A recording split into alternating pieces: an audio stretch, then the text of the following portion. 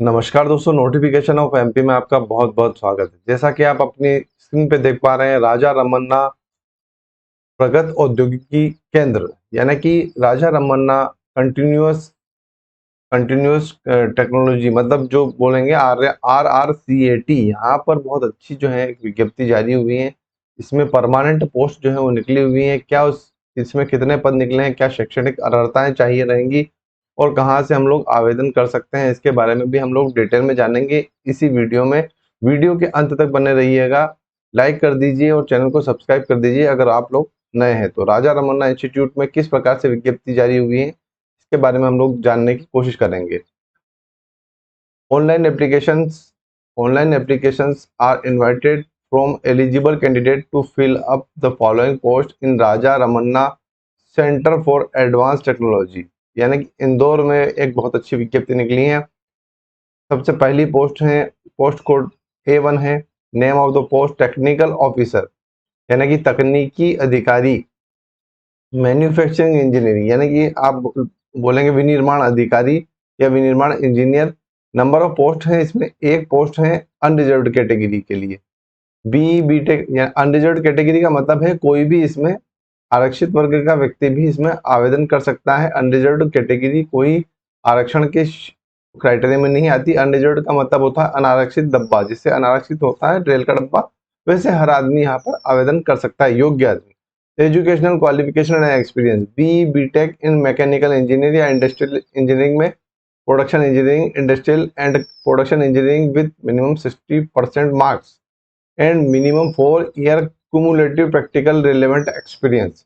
यानी कि 4 वर्ष का अनुभव आपका यहाँ पे लगेगा और ये जो मशीनरी है ये चलाने का आपका अनुभव होना चाहिए, जैसे precision machining with multi axis CNC machine, मतलब ये मशीनें आपको चलाना आना चाहिए। RME MTech in manufacturing technology oblique engineering production technology computer aided design and manufacturing engineering technology after BE BTech।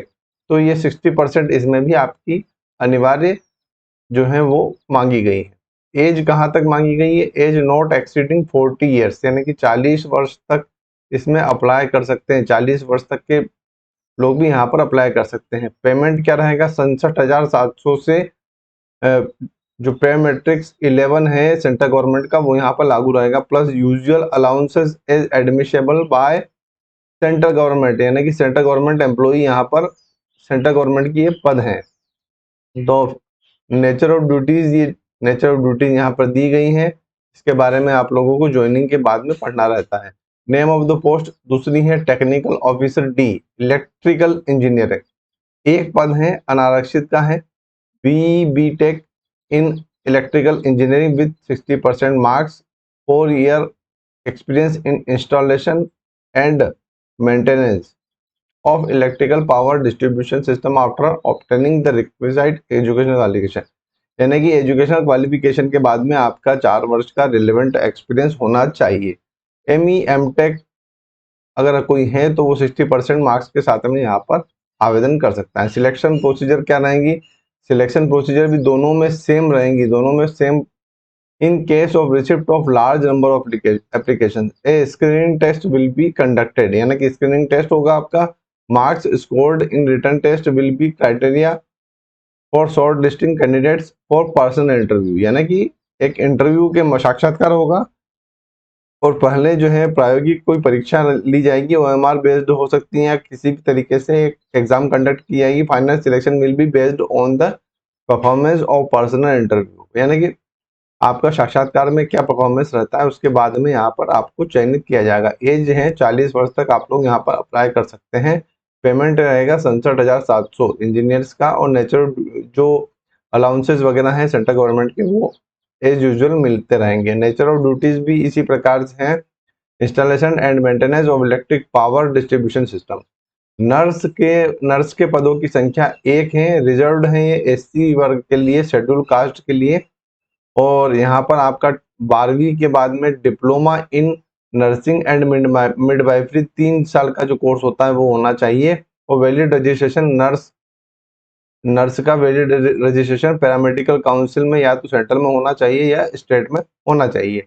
या फिर बीएससी नर्सिंग हो, या फिर nursing a certificate with 3 year experience in hospital or nursing assistant class 3 and above from armed forces. तो दोस्तों ये 3 प्रकार की क्वालिफिकेशन नर्स के लिए मांगी गई हैं। सिलेक्शन प्रोसीजर क्या रहेगा? Selection process will consist test in 3 stages. जो है लेयर में या फिर 3 स्टेजेस में आपको स्टेज 1, स्टेज 2 और स्टेज 3। स्टेज 1 में क्या रहेगा? एग्जाम होगी, एग्जाम कंडक्ट कराई जाएगी। 20 क्वेश्चन मैथ्स के, साइंस के और जनरल अवेयरनेस के, कुल 50 प्रश्नों को यहाँ पर पूछा जाएगा और OMR बेस्ड ये रहेंगी। 1 घंटे में 50 प्रश्न आपको हल करना रहेंगे। मैथ्स, साइंस और जनरल अवेयरनेस के marks for each correct answer 1 marks will be deducted for each incorrect answer. मतलब एक 50% का यहाँ पर 1/1 मतलब सबसे बड़ी नेगेटिव मार्किंग रहेंगी यहाँ पर। तो आपको जो उत्तर बिल्कुल करेक्ट आता है वही उत्तर आप यहाँ पर चूज कीजिएगा। एक नेगेटिव मार्किंग है, यानी कि एक सही हुआ और एक गलत हुआ तो आपके 0 अंक हो जाएंगे यहाँ पर। तो इस प्रकार से ये पूरा नेगेटिव मार्किंग है, आप लोग ध्यान रखिएगा। थर्ड है marks for each correct answer and 1 marks will be deducted for. तो यहाँ पर 3 मार्क्स दिए जाएंगे। 3 मार्क्स जो है प्रत्येक प्रश्न को सही करने के 3 मार्क्स दिए जाएंगे। सॉरी, पहले जो है मैंने गलत बता दिया था। तो इसके बारे में हम लोग 3 मार्क्स तो है प्रत्येक सही उत्तर के लिए और 1 मार्क्स कटेगा। तो 1/3 यहाँ पर ये नेगेटिव मार्किंग रहेगी। Lowest cut off in stage shall be fixed below 30%। तो 30% से ऊपर आपका होना चाहिए। स्टेज 2 रहेगा, एडवांस टेस्ट रहेगा। इसमें भी 50 प्रश्न पूछे जाएंगे और stage first and second will be conducted on the same day.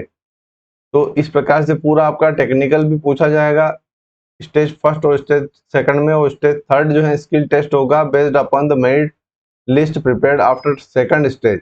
Candidate will be shortlisted for stage third. The number of candidate shortlisted for skill test will be dependent upon the number of candidates qualifying in stage 2 but will not exceeded 4 to 5 times of the number of vacancies। मतलब 5 गुना लोगों को या 4 या 5 गुना लोगों को लेंगे, या तो फिर SC कैटेगरी का ये पद आरक्षित है तो 5 एक की बजाय 5 लोगों को यहाँ पर जो साक्षात्कार के लिए चयनित किया जाएगा। मिनिमम 18 साल और अधिकतम 35 वर्ष उम्र सीमा मांगी गई है। 44,900 यहाँ पर ग्रेड पे रहेगा, लेवल 7 रहेगा ये। और नर्स की ड्यूटीज जो रहेंगी वो इस प्रकार से रहेंगी। सब ऑफिसर B1 ई 2 पद हैं यहाँ पर। सब ऑफिसर B1 के EWS का एक और अनारक्षित का एक। एजुकेशनल क्वालिफिकेशन चाहिए रहेंगी 12वीं साइंस से चाहिए रहेंगी और केमिस्ट्री उसमें एक विषय होना चाहिए। इक्विवेलेंट विद 50% मार्क्स, 50% मार्क्स के साथ में 12वीं पास होना चाहिए। 5 सब officer course from national fire service college plus mentioned below। 12वीं 12 year experience out of which list 2 year relevant experience must be after obtaining the requisite qualification। यानी कि 12 वर्ष का अनुभव चाहिए रहेगा या फिर 15 वर्ष का अनुभव चाहिए रहेगा।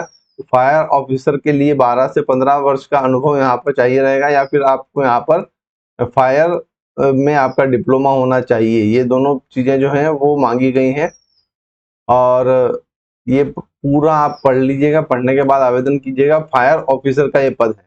तो दोस्तों इसमें भी 3 प्रकार से एग्जाम, पहले एग्जाम होगी, फिर इसमें आप लोगों को फिर से सेकंड स्टेज में आप टेक्निकल एग्जाम्स वगैरह होंगी स्टेज 2 में, और स्टेज थर्ड में आप लोगों के लिए यहाँ पर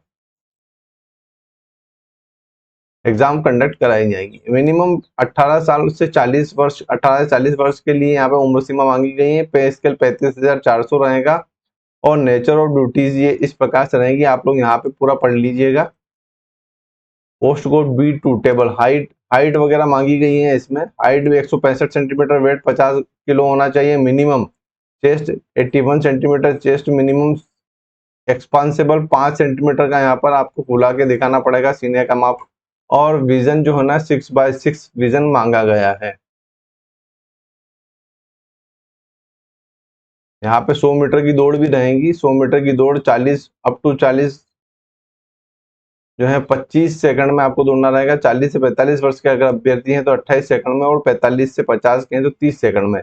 तो इस प्रकार से पूरा आप प्रोसीजर ये मैंने दिया है। आपको टेलीग्राम ग्रुप का लिंक मैं यहाँ पर नीचे दे दूंगा, वहीं पर ये पूरी पीडीएफ वगैरह और जो पुरानी पीडीएफ वगैरह है वो भी अवेलेबल यहाँ पर करा दी जाएगी। आप निश्चिंत रहिए और चैनल को फॉलो करते रहिए। इसी प्रकार के एजुकेशनल क्वालिफिकेशन के लिए आप देखते रहिए नोटिफिकेशन ऑफ एमपी परिवार। जय हिंद।